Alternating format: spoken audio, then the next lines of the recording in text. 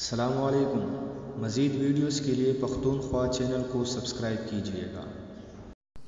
قطر اور ایران نے دو طرفہ تعلقات کو مزید مضبوط بنانے اور مختلف شعبوں میں تعاون بڑھانے پر اتفاق کیا ہے۔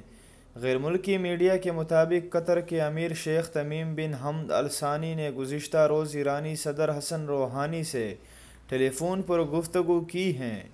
انہوں نے دونوں ملکوں کے درمیان تعلقات کو تاریخی قرار دیتے ہوئے انہیں مزید مضبوط بنانے کی ضرورت پر زور دیا ہے۔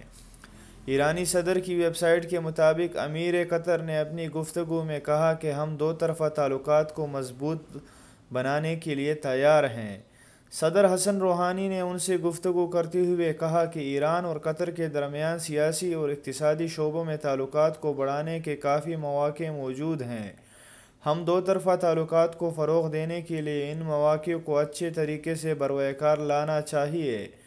شیخ تمیم نے یہ بھی کہا کہ ہم اس بات پہ یقین رکھتے ہیں کہ ایران اور قطر کے تعلقات کو مزید گہرا اور مضبوط بنانے کی راہ میں کوئی رکاوٹ حائل نہیں ہے۔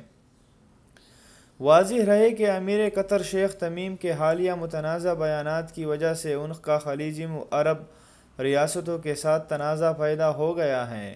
انہوں نے ایک فوجی تقریب سے اپنی تقریر میں علاقائی اور اسلامی ممالک کی سطح پر ایران کے کردار کو سراہا تھا اور اپنے طور پر عرب ممالک کو یہ بھی مشورہ دیا تھا کہ ایران کے ساتھ کشیدگی کو بڑھاوا دینا دانشمندی نہیں ہوگی، کیونکہ وہ ایک علاقائی سپر پاور ہیں اور اس کے ساتھ تعاون کے ذریعے خطے میں استحکام کو یقینی بنایا جا سکتا ہے۔